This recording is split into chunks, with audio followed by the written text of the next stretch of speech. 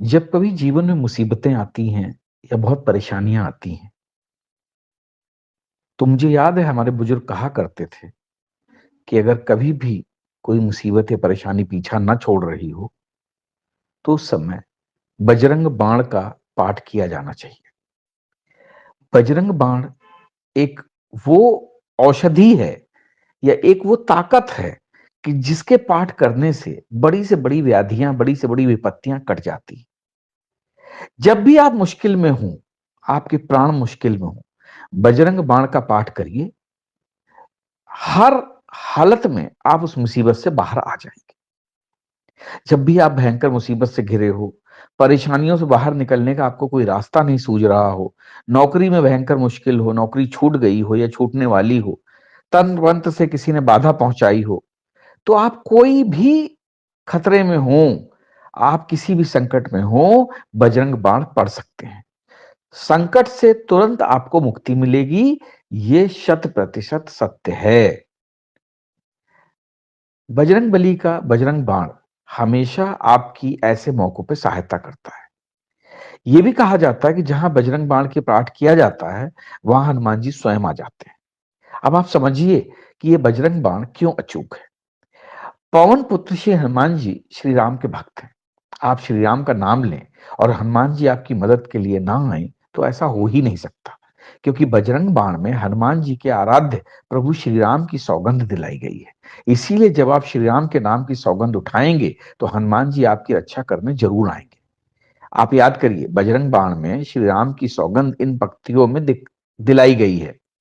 भूत प्रेत पिशाच निशाचर अग्नि बैताल काल मारीमर, इन्हें मारू तो ही शपथ राम की, राखुनाथ मर्याद नाम की।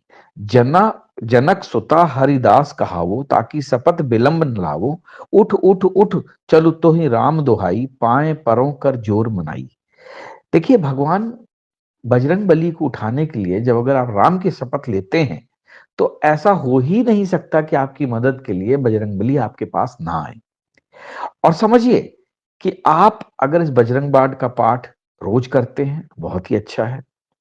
मंगलवार के दिन सूर्योदय से पूर्व उठकर स्नान करके अगर आप स्वच्छ वस्त्र धारण करके इसका पाठ करते हैं, बहुत ही अच्छा है। बजरंग बली की मूर्ति के सामने बैठ के करते हैं, बहुत ही अच्छा है। अगर आप गणेश जी की पहले वंदना करते हैं, क्योंकि वो प्रथम पूज्य भगवान हैं, अपने गुरु की वंदना करते हैं और इसके बाद बजरंग बाण की पाठ करते हैं, तो बहुत ही अच्छा है। भगवान राम और सीता का ध्यान करते हैं, तो बहुत ही अच्छा है। बजरंग बाण का संकल्प लेके पाठ करते हैं, तो और भी अच्छा है। आपकी मनोकामना जो भी होगी पूर्ण करने के लिए भगवान से आप प्रार्थना करें, आपको संकल्प आपका पूरा होगा। उस हिसाब से अगर आप करते हैं, तो वो और भी अच्छा है।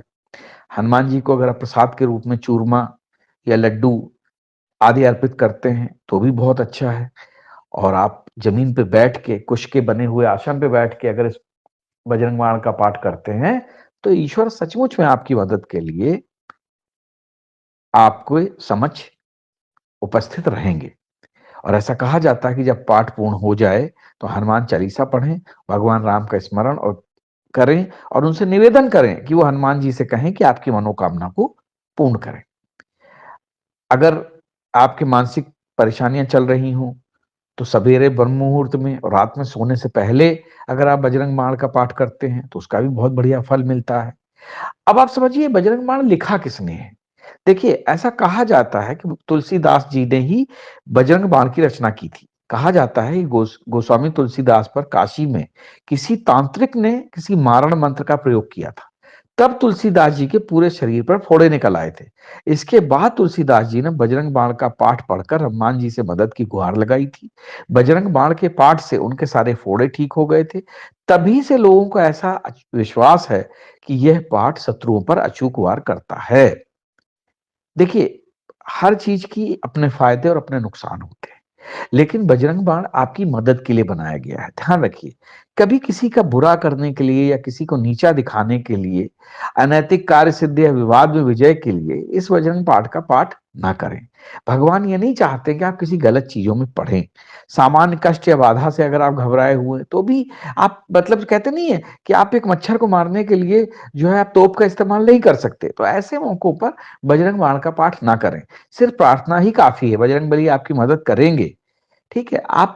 अगर आप बिना किसी प्रयास के अपने कार्य सिद्धि के लिए बजरंग बाण का पाठ करते हैं, या अनावश्यक धन, ऐश्वर्य, पद और भौतिक इच्छा पूरी करने के लिए करते हैं, या किसी का मालिकाना हक छीनने के लिए बजरंग बाण का पाठ करते हैं, तो ये पाठ कभी भी आपकी मदद नहीं करेगा। उल्टे बजरंग बली बाबा आपको जो है ना, कहते हैं कि मदद भी नहीं करेंगे और साथ ही आपसे नाराज भी हो सकते हैं, रुष्ट भी हो सकते हैं।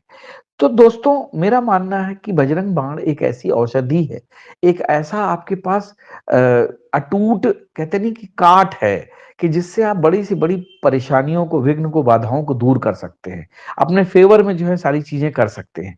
तो आप बजरंगबली का पाठ करिए, बजरंग बाण का पाठ करिए, उनको जो है आप अपनी परेशानियों से जो कहते हैं ना दूर करने के लिए उनको मनाइए। लेकिन कभी भी किसी अनैतिक कार्य के लिए उनको जो है तंग ना करें। बस मेरी आपसे यही निवेदन है। जय बजरंगबली बाबा, जय श्री राम, जय भारत।